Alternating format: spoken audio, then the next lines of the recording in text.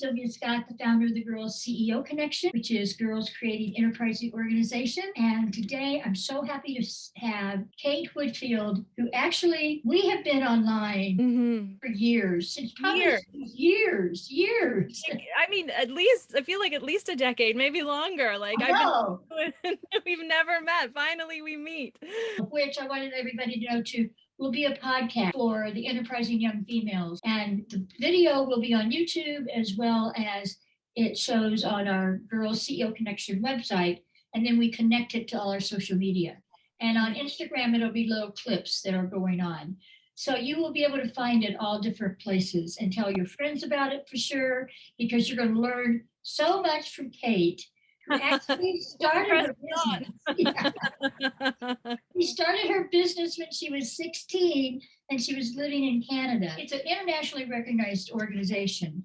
And she's a speaker, a social entrepreneur, of course, an author, a coach, a podcast host, a consultant, and then founder of Fearlessly Girls. This is a movement that's a school program.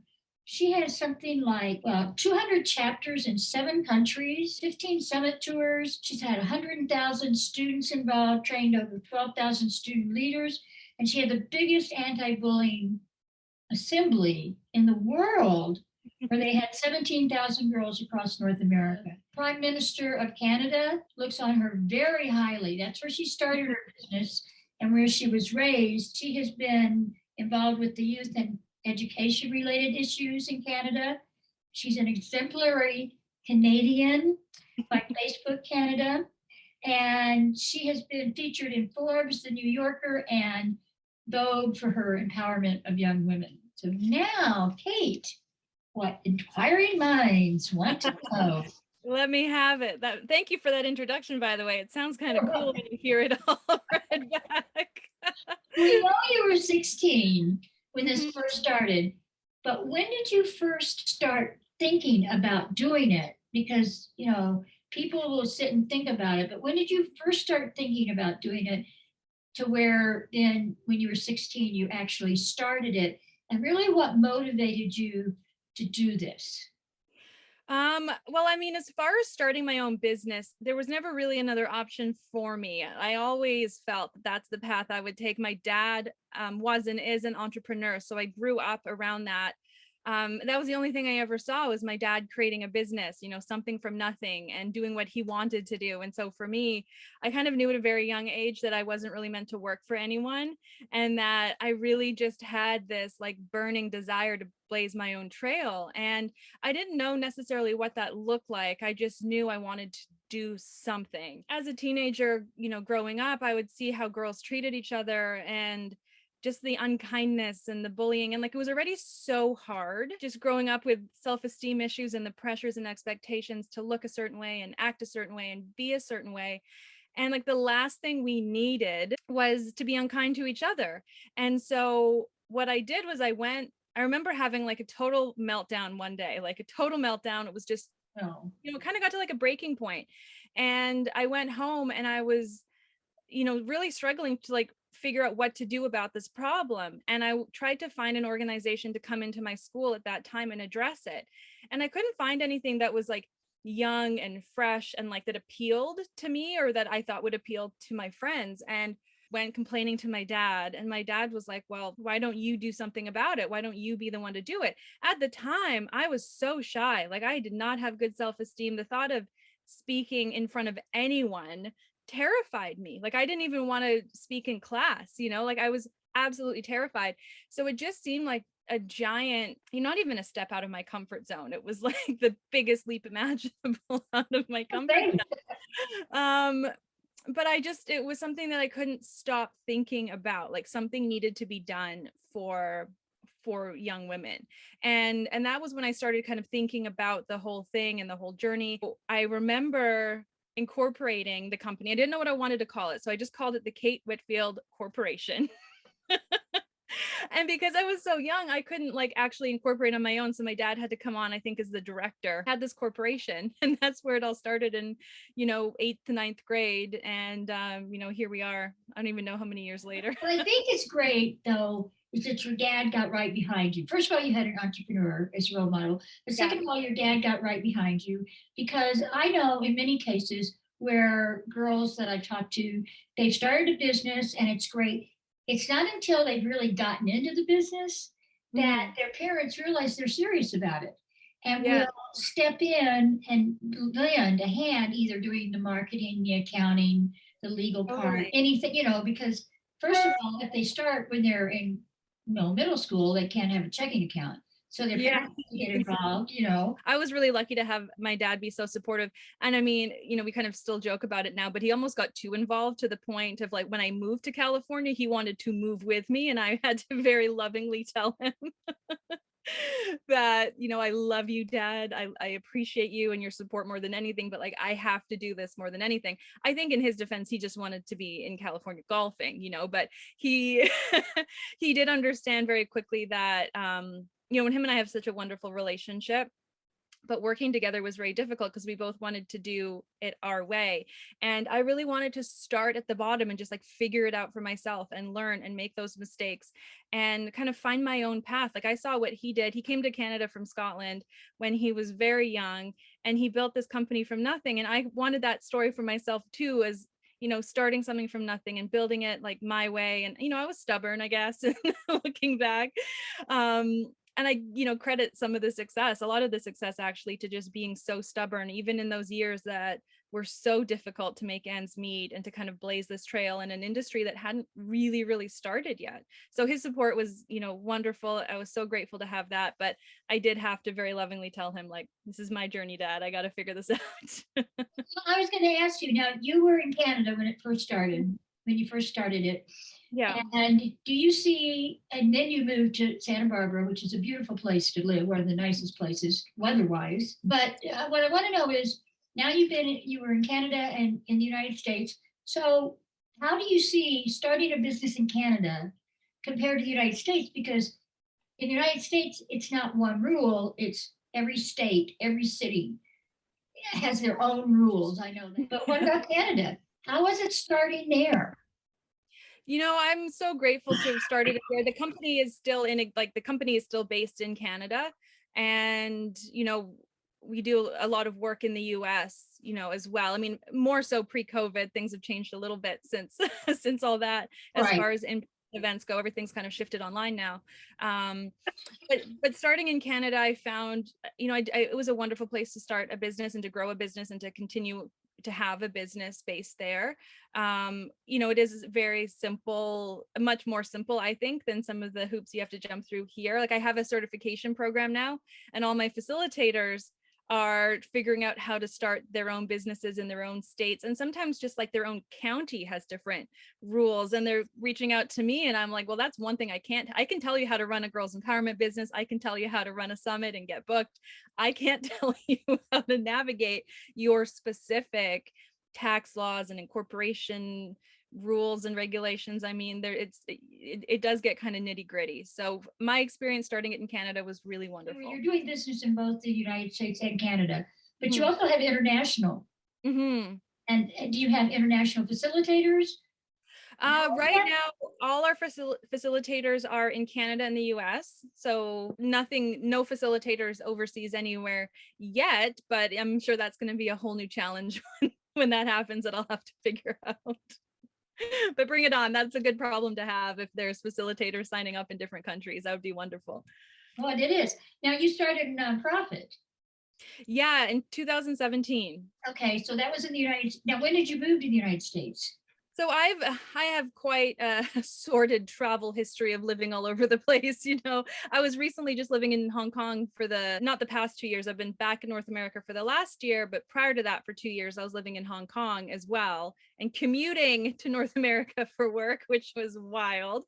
So I've lived in Canada, I've lived in California, like all over Canada, Santa Barbara, Hong Kong, kind of a bit of just traveling around quite a bit. But the I haven't lived in Santa Barbara or California in, quite a while now. It's thanks to Hong Kong, but I'm very happy to be wintering here because Canada is just so cold. So I'm enjoying the winter in Santa Barbara right now. Starting a nonprofit compared, this is something else too, because I've been helping people start nonprofits. So it's very difficult in the United States. You have to wait so long.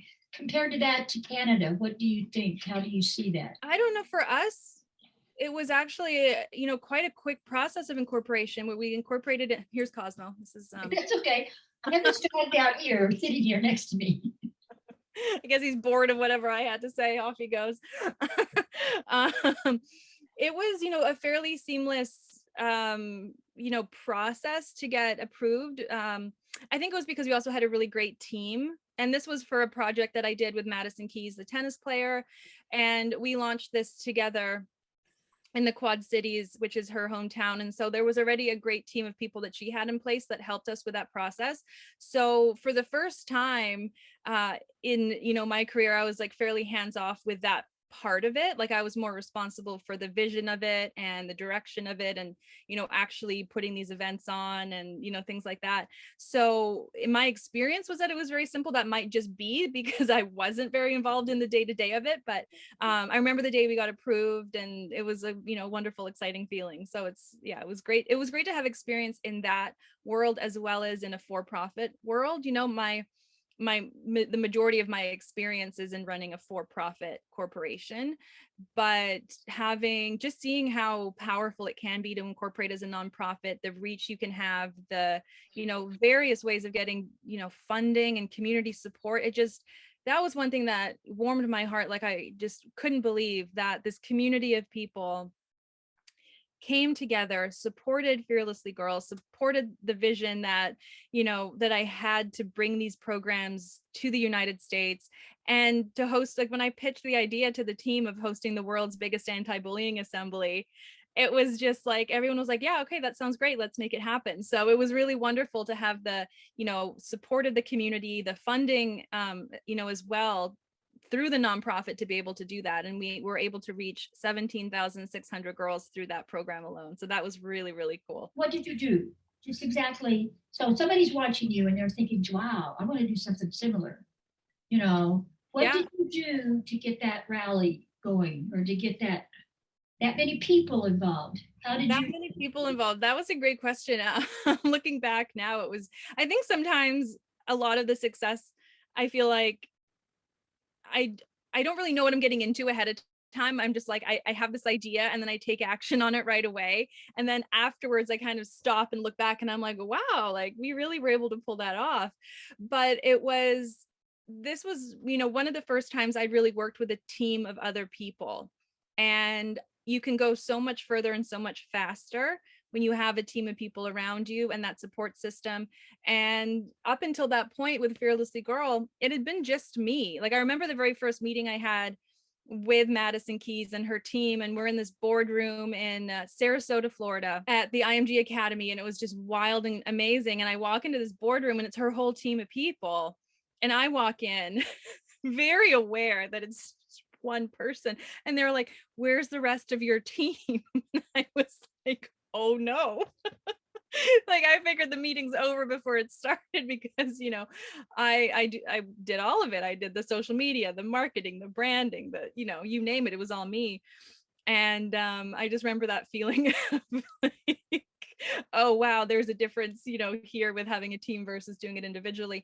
But being able to work with a team was really just a phenomenal, fantastic experience to just rally people and get them together. And people know people, they have a network of people. And so for the people in that room, their network of people really helped get the word out. And I was already building an email list of schools, and we used that as a jumping off point, and then spreading the word in the Quad Cities and beyond. So we had a live component to that event. Facebook came on to kind of partner with that, and they were doing a kindness award. So we had them come out and they presented the award at the actual event, and that's still live on YouTube. We streamed it live on YouTube into schools. Schools could sign up. All they had to do was gather the girls together and then get a screen set up, and they could participate in the event. So we had live girls in the audience and then girls participating that could send their questions in and that could send videos in. So it was very interactive. And it was just one of the coolest things to have that level of connection and impact in, such a short amount of time. To really bring so many girls together was so powerful, with like the message of creating a kinder girl world and helping girls be kinder to themselves and each other. And that just kind of blew the lid off what I thought was possible. Like doing something like that was just so inspiring, to be like, okay, well, let's do it bigger, better, reach more girls. And that was a real turning point. So I was very grateful for that experience. And I've Yeah. watched your videos. I've watched some of, on your online and listening to what the girls had to say. And I think about, yeah, it's true. You can have sisters that are mean. Yeah. You can have mean girls. I remember Lindsay Lohan's movie Mean Girls. Yeah. And watching Classic. that, watching that. I mean, that's what I think the summit was so important, the half day assembly program we did, because it really kind of got to the root of what was causing that. And what I really figured out quickly was that hurt people.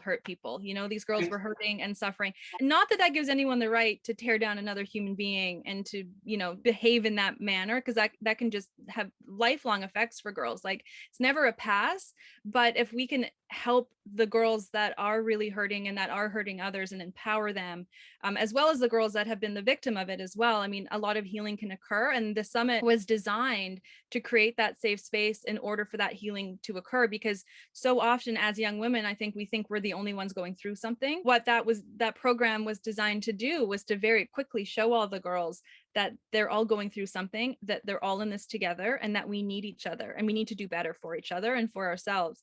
And that was why that flagship program of Fearlessly Girl, that's still going all these years later, has been so impactful. Because it's a 3-hour program. I talk for 15 or 20 minutes when I do it. My facilitators now talk for 15 or 20 minutes.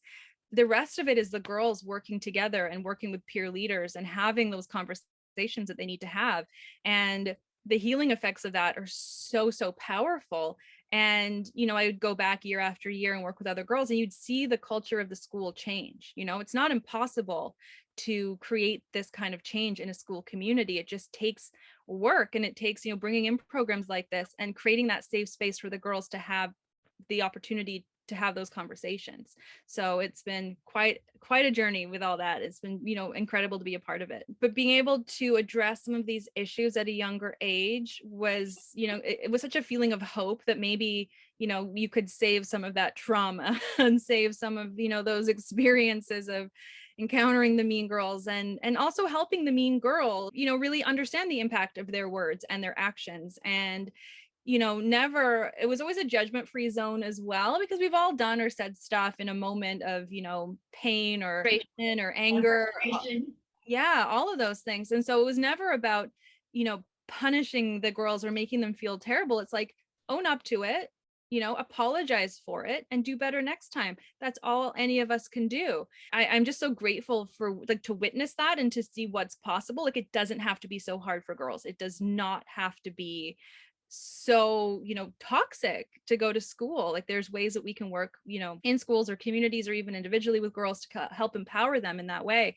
I think the more we can stop and try to understand each other, the more effective we are going to be in life and in just general happiness as well. Like, I wish schools focused more on emotional intelligence, courses and training and things like that, because that's what's going to make or break, so many of us being able to interact with each other. And I think is a powerful thing is try to understand all sides of an issue and connect on a human level, and not just be so quick to dismiss somebody because they believe something different than you. And I'm seeing that so much. Like, the adults are modeling that behavior for the kids and the teenagers right now that are struggling so much just anyway. And the models that they're looking to in our society, I think it's quite shameful in a lot of ways to see how we're behaving as adults and the example that we're setting. Like, it's okay to disagree. It's okay not to have the exact same opinion with somebody. What we need to teach kids and teenagers is how to talk about it and how to be okay with I disagree, but I still respect you as a human being. How do we move on from this? There's so much to learn. Like I try to look at all the interactions I have with people as an opportunity to learn something. Like everyone comes to the table with a different story and a different experience. And if we're just closed off, it's so quick. Like we have so much going on in our heads, all of us, so it's very easy just to be like, this is your label, this is your label, and we don't go beyond that. And I think that's such a lost opportunity to connect with each other, to learn from each other, to see things in a different way. Like I'm totally okay with that, like my beliefs being tested a little bit and seeing and being challenged, because like that's helpful. It's helpful to think critically and to have that kind of, it builds confidence too, to sort of be able to have those conversations with people.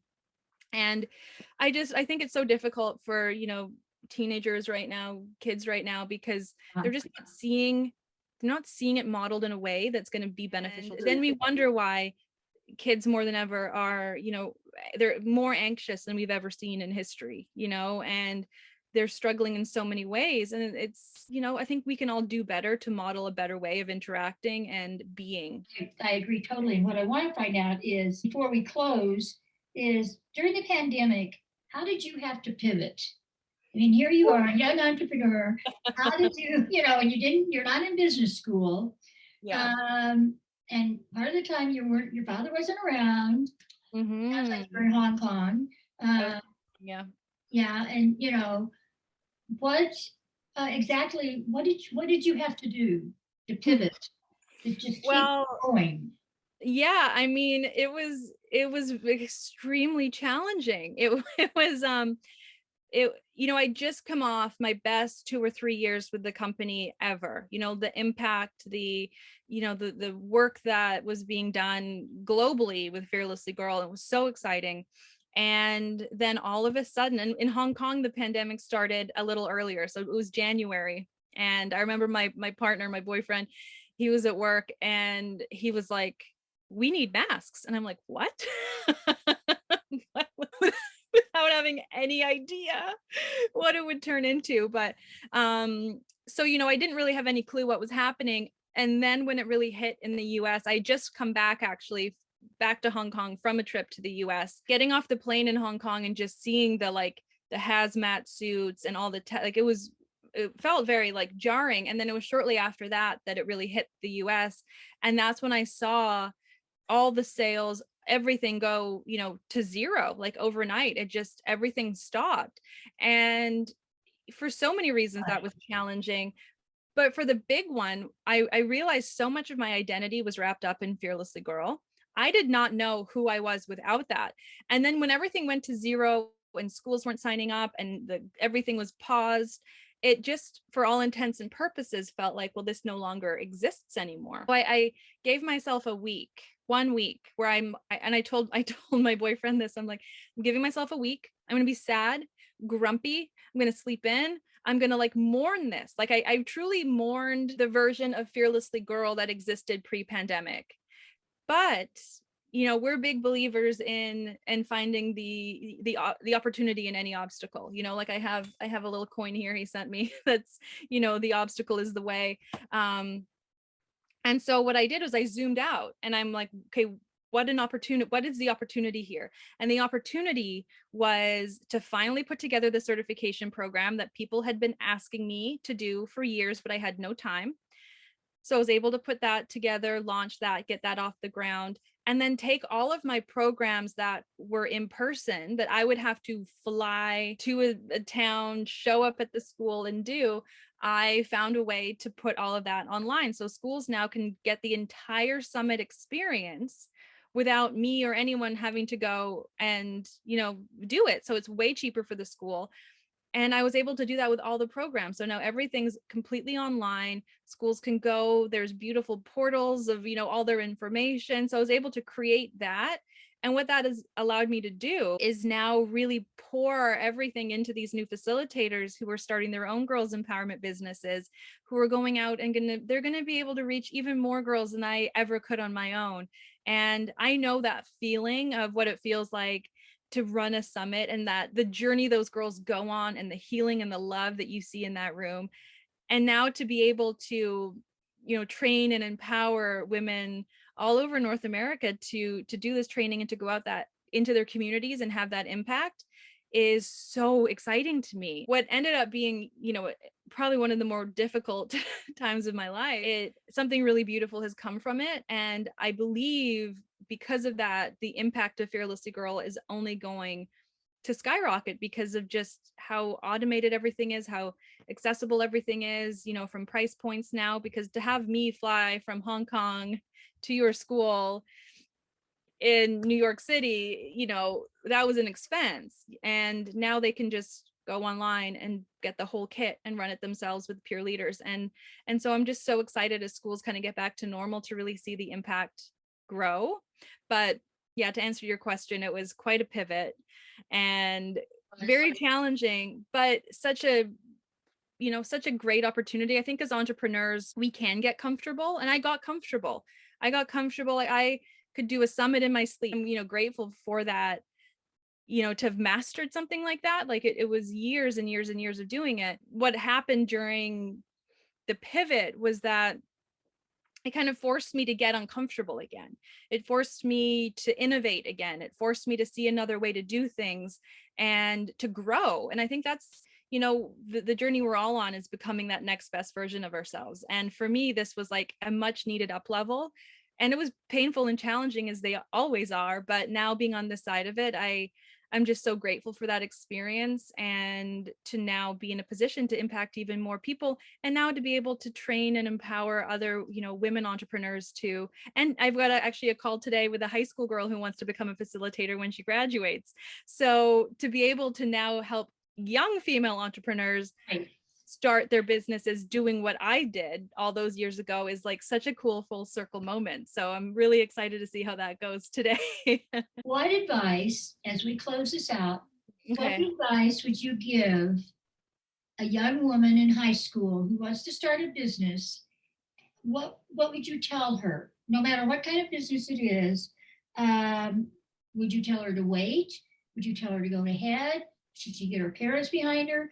What advice would you give? I started kind of small initially because it was such a huge leap out of my comfort zone, but I just kept chipping away at it.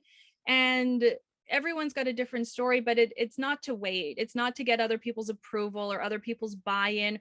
It's certainly not to wait till you're ready, because you'll never be ready. Like I'm launching something new right now, and I'm like, am I going to feel ready for it? No, but I'm doing it. I'm challenging myself in that way. And so it's not to wait till you're ready. It's not to wait till you get anyone's blessing. It's just, if it's a passion for you, if it's something that, you're feeling called to do, you got to just go for it. And if you fail and you mess it up or whatever, it's like, okay, try something new, keep going. So often I think the fear of failure, or oddly enough, sometimes even the fear of success, all these fears hold us back, and it's just ourselves. It's our own limiting beliefs. So my advice would be, if you have those limiting beliefs, to come up, to challenge them, to look at them clearly, to ask yourself, is that true? And just start, just go for it.